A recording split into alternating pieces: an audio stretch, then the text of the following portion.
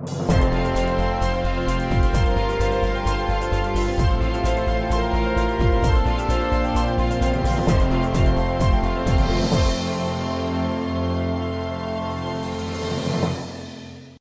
new growth path, which is one of the critical drivers of the infrastructure program that we're looking at, and the National Development Plan emphasizes that, considers the first jobs driver to be the infrastructure program.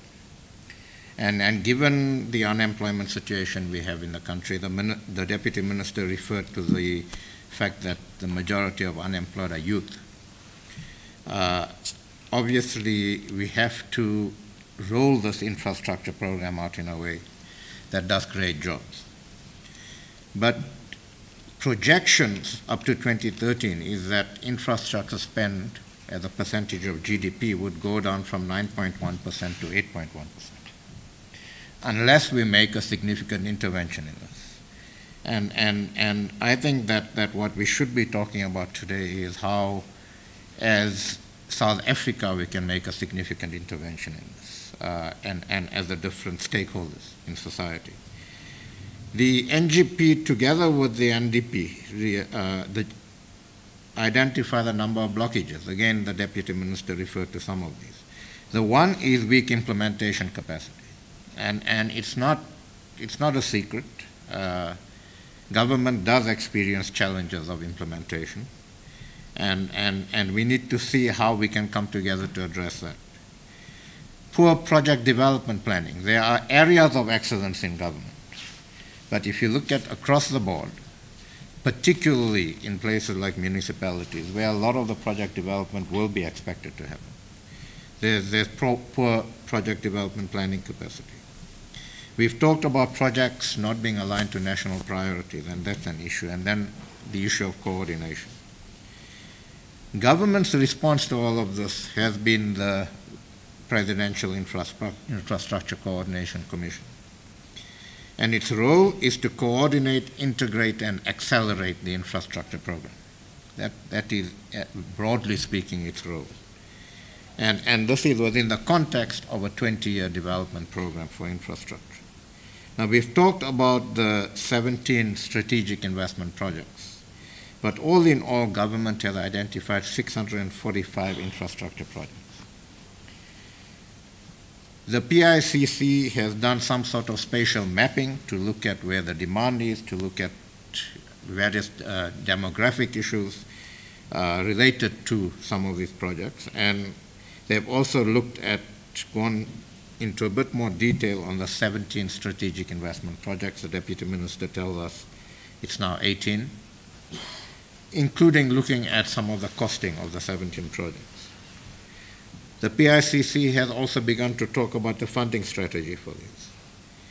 And they appreciate that they would need to attract private sector equity, debt, and participation in the funding, and that the PPPs is an appropriate route to go, but we need to manage this in a way that risk is appropriately and equitably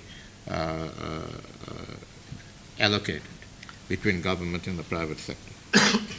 So that's essentially where we are. But I think that, and Sizwe earlier mentioned that we do have a concern that while discussions are happening at a rhetorical level to a certain extent and at a fairly high level, we do have a concern that real engagement with the private sector, and particularly we believe the financial sector, is lacking. So I think that we need to get to a stage where the financial sector is not just considered as a stakeholder, but considered as a strategic partner in actually enabling these infrastructure projects to be sustainable. Because the reality is that we need to find sustainable funding models for these projects. It's got to be a critical part of the sustainability of these projects. And we would prefer if government created the environment and the launch of the Strategic Partnerships Unit by the Minister of Public Enterprises is I think, a critical element of this. But again, it depends on what we talk about. We would prefer to engage before costings and models have been looked at for financing, so that we bring in private sector capacity, we bring in private sector skills, we put on the table right up front what is sustainable from the private sector investment point of view, and we begin to actually have some hard discussions around those issues. We begin to have some hard discussions around the allocation of risk.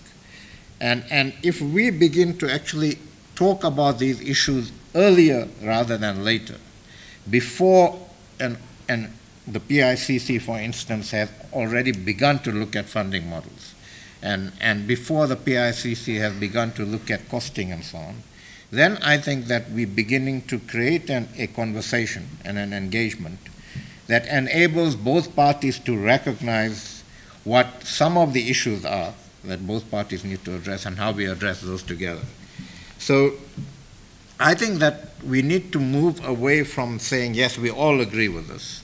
This is good for the country. This is good for job creation.